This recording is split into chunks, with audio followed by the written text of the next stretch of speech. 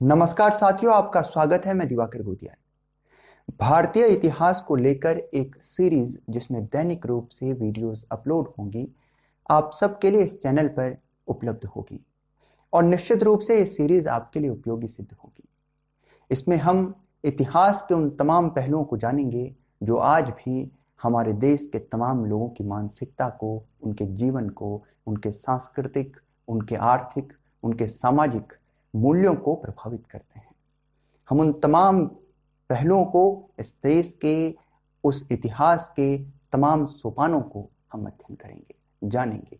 इस चैनल पर इसे लेकर वीडियोस अपलोड होनी है। ये केवल विद्यार्थियों के लिए नहीं बल्कि सभी लोगों के लिए, भारत के तमाम नागरिकों के लिए उपयोगी सिद्ध होगा। भारत के नागरिक होने के नाते भारत के इतिहास को जानना समझना हमारा कर्तव्य है और उसी के चलते ये एपिसोड, ये तमाम इस सीरीज के अंतर्गत आने वाले एपिसोड आप सबके लिए उपयोगी सिद्ध होंगे।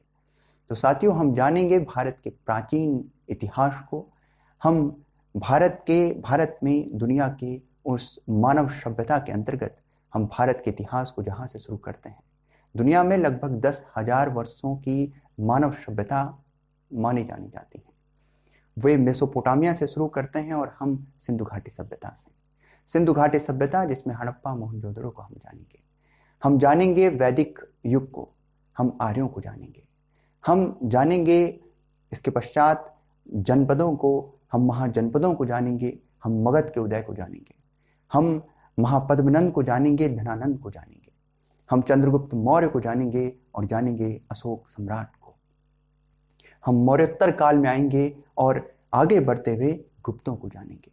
हम गुप्तों में समुद्रगुप्त को जानेंगे। हम महान सम्राट और तमाम उन जो हैं शासकों को जानेंगे जिन्होंने इस देश की आर्थिक, सामाजिक, राजनीतिक दशा दिशा को बदलने की कोशिश की, उन पर स्थायी तौर से अपनी छाप छोड़ी। हम उन तमाम शासकों को जानेंगे। हम हर्ष को जानेंगे। हम मध्यकाल में धीरे धीरे जो राजपूतों का उदय हुआ, राजपूत काल में हम पृथ्वीराज चौहान को जानेंगे।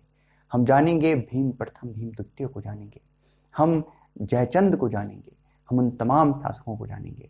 हम जो हैं मिहिर भोज को जानेंगे। तो हम उन तमाम राजपूत शासन के दौरान उन तमाम शासकों को जानेंगे। हम मोहम्मद गौरी को जानेंगे। हम मोहम्मद गजनवी के उन आक्रमणों के संदर्भ में भी हम अध्ययन करेंगे। हम उस पर भी चर्चा करेंगे, आगे बढ़ेंगे और हम सल्तनत काल को जानेंगे, किस प्रकार से कुतुबुद्दीन ऐबक गुलाम वंश की स्थापना करता है। इल्तुतमिश और बलबन की रक्त और लौह की नीति को हम जानेंगे, उसके राजत्व के सिद्धांत को जानेंगे। हम जानेंगे खिलजी को और हम जानेंगे अलाउद्दीन खिलजी को। हम तुगलकों को जानेंगे, हम सैयद को जानेंगे, हम जानेंगे लोदी वंश को।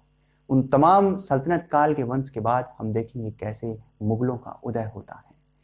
हम बाबर को जानेंगे, अकबर को जानेंगे, औरंगजेब को जानेंगे। हम जानेंगे आगे बढ़कर उस इतिहास को, धीरे धीरे जहां अंग्रेजों का उदय हो रहा था और धीरे धीरे मुगलों का धीरे धीरे पतन हो रहा था। हम बहादुर शाह जफर तक जाएंगे और अंग्रेजों के उदय को और अंग्रेजों के द्वारा दिल्ली में मुगलों के जो शासन का जो गद्दी थी उसको समाप्त करना देखेंगे। इस टाइम मशीन में हम चलेंगे और इस टाइम मशीन में हम पूरे इतिहास को देखेंगे। अंग्रेजों के द्वारा किस प्रकार से भारत पर शासन किया जाता है, उनके द्वारा रेगुलेटिंग एक्ट लाया जाता है, पिट्स इंडिया एक्ट लाया जाता है, उनके द्वारा किस प्रकार से भारत में महिलाओं को वोट देने का अधिकार दिया जाता है। हम जानेंगे कि वे कैसे भारत में न्यायपालिका की स्थापना कर रहे हैं। हम जानेंगे कि वे किस प्रकार से भारत में धीरे धीरे संवैधानिक विकास के क्रम में कदम आगे बढ़ा रहे हैं। हम वो तमाम विषयों को जानेंगे और जानेंगे किस प्रकार से 1935 का भारत शासन अधिनियम, भारत के संविधान जो आज है, उसकी मूल विषय वस्तु हमें प्रदान करता है।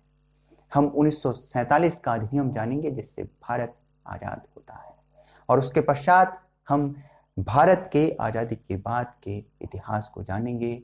हम जानेंगे कि किस प्रकार से भारत में प्रधानमंत्रियों का कार्यकाल रहा। हम जानेंगे कि किस प्रकार से उनके द्वारा कार्य किए गए और भारत लगातार आगे बढ़ता रहा।